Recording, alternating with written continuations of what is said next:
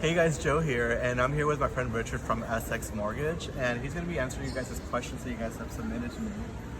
Yes, I'm Richard Medina. I'm with Essex Mortgage, and I'm basically here to be the person to get you your loan, so this way we can get you into a house, the house that you love. I'm here to hold your hand through the process, or just make it as easy as possible to get you into that new home.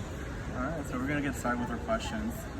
Okay, so the first question is, what are some programs for first-time buyers? Okay, so for your first-time buyers, what you typically want to try to do is try to see if you can qualify for the FHA loan. The FHA loan has not as high requirements for your credit score. You can go as low as a 580, so you have to have a 580 or higher to be able to qualify for the FHA loan. The debt-to-income ratio and the loan-to-value is also going to be a little bit more lenient as well. So typically for your FHA, that's more of a stepping stone to get you into your home. So it's a good way to get you into the home you love, but then what you're going to want to do later on down the road is try to wait at least 6 months and see if you can refinance into a conventional loan. Okay, and is there any programs where it's possible 0% down? Yes, so we do have options as far as down payment assistance. Down payment assistance would mean it's exactly the way it sounds. They pay the down payment for you, so it would be 3.5% of the purchase price. And once they do that, typically what happens is you'll still have to pay the closing costs, but they'll be able to get you in the home with their down payment assistance loan. Okay, great. Alright, also for an FHA loan, how does one qualify for that? Is there like a minimum or a maximum income that they should be making? There's not a minimum or a maximum income that they should be making. For an FHA loan, you typically just have to be able to have a 580 credit score or higher, and you're going to have to put down 3.5% of the purchase price. You'll also have to be able to fall within the parameters for our debt-to-income ratios and our loan-to-value as well. But what you can do is you can submit all your paperwork to us, and there's no obligation at all. We'll basically see if we can score you and see if we can get you to get into your home under an FHA loan. So Okay, lots great. of options for you. I know we spoke about FHA loans, but what is a conventional loan? And how much is usually the down payment for that? Okay, so the conventional loan, that's the type of loan that you're going to want to try to get into. Let's say if you started an FHA, you're going to eventually want to get into a conventional loan. Okay. The conventional loan, it is not insured by the federal government, and the down payment for that is actually lower than an FHA. If you can qualify for a conventional loan, the qualifications are a little bit more strict, meaning your loan to value and your debt to income ratios are going to be a little bit more strict.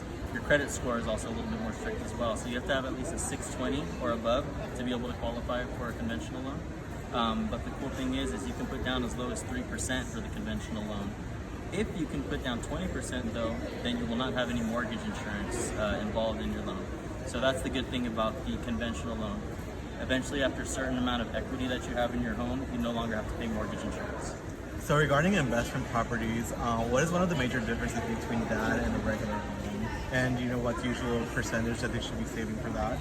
Okay, so for an investment property, it's basically going to be the same guidelines as your conventional loan, except what you're not going to be able to do is you cannot exceed the loan to value of 90%, and your debt to income ratio cannot exceed 41%.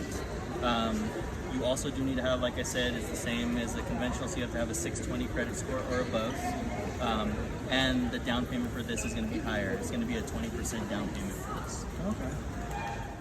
Another question that people were asking is, what other costs come from buying a home, like closing costs, escrows, and who usually pays for that?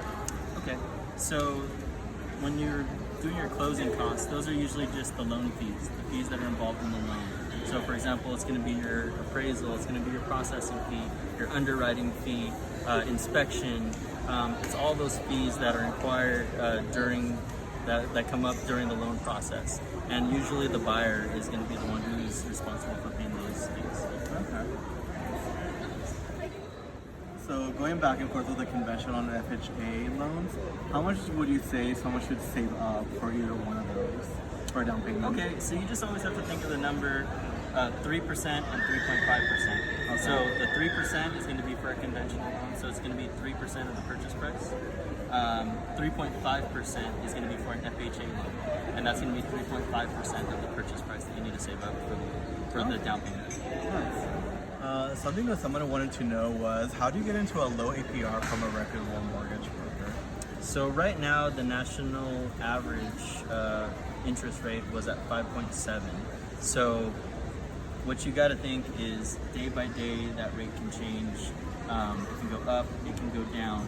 But right now we've been sticking since about February. It has gradually kind of been going up. Now we're in July, and it's been gradually going up a little bit, day by day, going up, down. But right now we're at 5.7.